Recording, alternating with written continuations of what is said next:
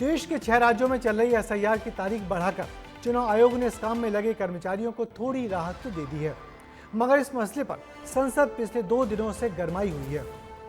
गृह मंत्री अमित शाह की सफाई और नेता प्रतिपक्ष राहुल गांधी के आरोप अब भी चर्चा में हैं। मगर आज तो पश्चिम बंगाल की मुख्यमंत्री ममता बनर्जी ने एसआईआर को लेकर गृह मंत्री अमित शाह के खिलाफ नया ही मोर्चा खोल दिया। सुनिए सीएम ममता बनर्जी वोटों से कैसे एसआईआर का विरोध करने को कह रही हैं, इस रिपोर्ट में देखिए।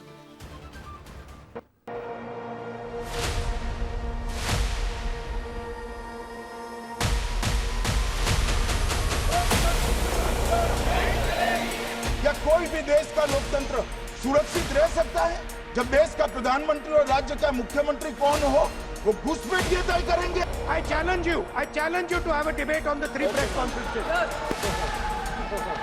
भाग गए, डर गए, सुन भी नहीं सकते हैं। एसआईआर এর নাম করে ভয় পাবেন না।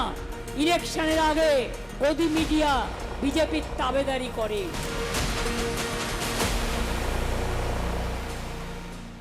संसद में एसआईआर पर आर पार, खूब हुए बयानों के बाद संसद के शीतकालीन सत्र के 2 अहम दिन एसआईआर पर चर्चा में खूब हंगामा हुआ। नेता प्रतिपक्ष राहुल गांधी और केंद्रीय गृह मंत्री अमित शाह के बीच तीखी बहस हुई।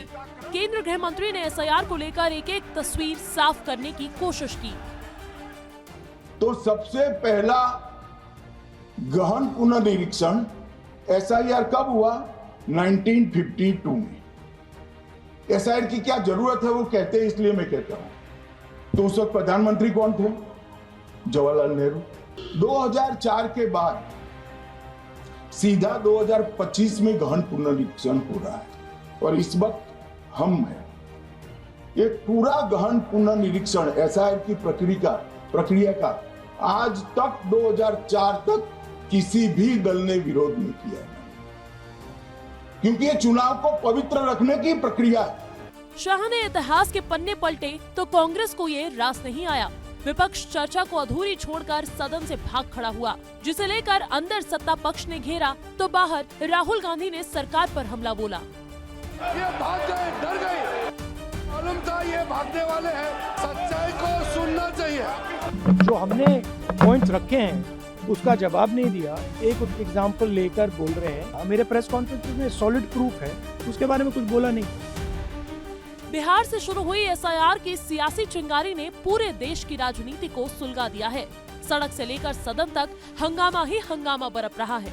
इसी बीच चुनाव आयोग ने 12 में से 6 राज्यों में एसआईआर की डेडलाइन बढ़ा दी है। उत्तर प्रदेश में फॉर्म जमा करने की मियाद 15 दिन बढ़ाकर 26 दिसंबर कर दी गई है, जबकि मध्य प्रदेश, छत्तीसगढ़ और अंडमान निकोबार को 7-7 दिन की मोहलत दी गई है। इन 3 राज्यों में 18 दिसंबर तक फॉर्म भरे जाएंगे, जबकि गुजरात और तमिलनाडु को 3 दिनों की मोहलत दी गई है। चुनाव आयोग बिहार के बाद दूसरे चरण में 12 राज्यों में एसआईआर करा रहा है। पश्चिम बंगाल, केरल, गोवा, लक्षद्वीप, राजस्थान और पुडुचेरी में काम पूरा हो चुका है, लेकिन सियासत अब भी जारी है।